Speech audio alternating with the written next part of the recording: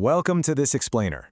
Today, we are diving into a really fascinating, kind of counterintuitive concept, engineering your own luck. For a long time, we've treated luck as this mystical thing, right? Just a random roll of the dice. But today, we are unpacking Dr. Christian Busch's rigorous academic framework, recently published in the Journal of Management Studies, that proves how the world's greatest innovations aren't just mere accidents. Actually, they're the result of a highly cultivatable process.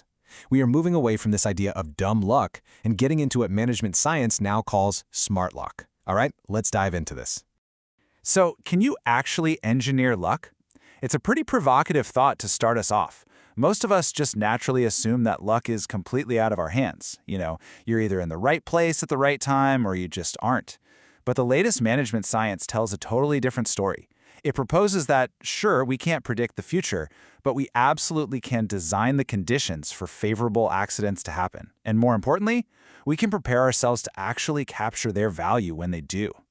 The 1974 Nobel laureate in economics, Friedrich August von Hayek, really hit the nail on the head with this. He basically said that while it might hurt our human pride, we have to recognize that the advancement and even the preservation of civilization absolutely depends on maximizing the opportunity for accidents to happen.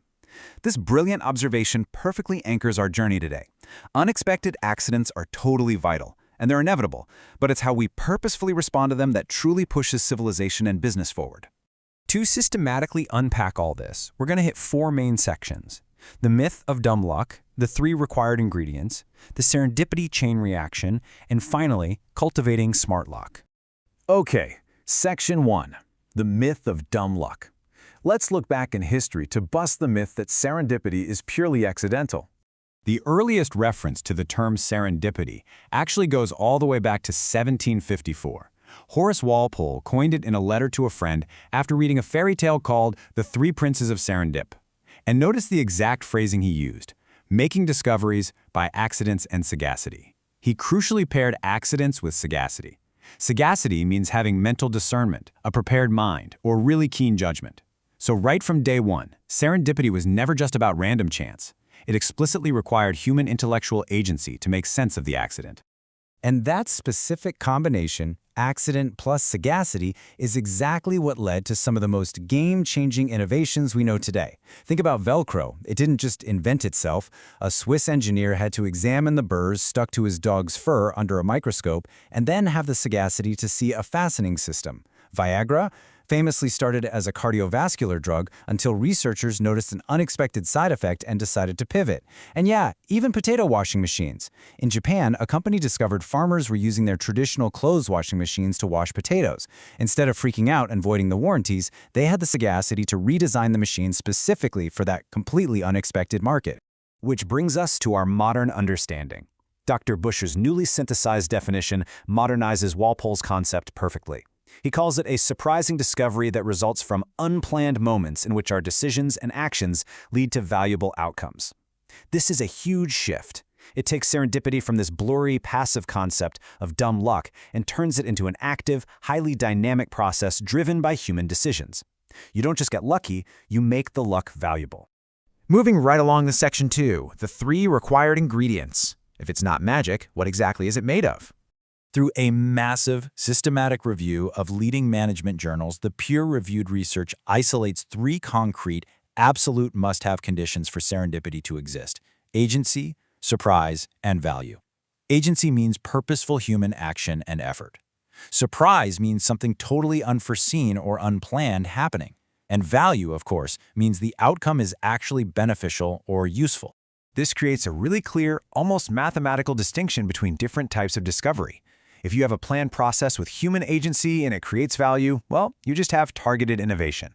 If you have a surprise that generates value but human agency played no role in it, like, finding a $100 bill on the sidewalk, you just have dumb luck. But the crucial point is this third equation.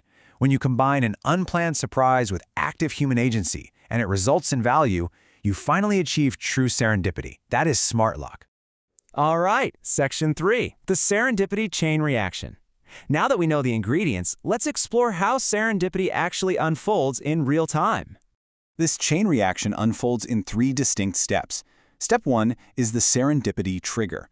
This is the unplanned moment, the unexpected event, maybe just a piece of unusual information. It's often a really weak cue that most people would just ignore. Step 2 is association. This is where human agency kicks in. You have to connect the dots and give that unexpected trigger some meaning. Step 3 is materialization. Especially in an organizational context, just having the aha moment isn't enough. You actually have to enact that specific possibility and turn it into a valuable outcome. To put this into perspective, think of the famous metaphorical apple falling from the tree near Isaac Newton. The magic of that moment wasn't the falling fruit itself, right? Apples fall literally all the time. That was just the trigger. The magic was the human association, the sagacity that connected that weak, everyday visual cue to the massive, broader concept of planetary gravity. Serendipity relies heavily on these metaphorical leaps, taking an unexpected event in one context and finding its relevance in a completely different one. Which brilliantly leads us to our final and most actionable section, Section 4, Cultivating Smart Luck. How individuals and organizations can actually build systems to harness this process. So, cultivating serendipity is a bit more complex than just throwing a ping-pong table in the break room. As the source material maps out, it requires balancing a really complex web of individual catalysts and organizational mechanisms. It's an entire ecosystem of smart luck. Let's break these down. Starting on an individual level, you can actively increase your chances of serendipity by honing 2 sets of skills. First are detection qualities: alertness, curiosity, and intuition. You have to train yourself to actually notice the unexpected triggers in your environment. Second are linking qualities: sagacity and analogous thinking. When you notice something weird, can you conceptually link it to a problem you're currently trying to solve? Can you bridge 2 totally unrelated domains? But here is the catch. The research shows you must intentionally pit your enabling qualities against your inhibiting ones. Inhibiting qualities like functional fixedness, which basically means you only see an object for its traditional use, like a washing machine only being for clothes, that will actively blind you to unexpected possibilities. You have to consciously combat those blind spots with enabling qualities, like cognitive flexibility and social skill.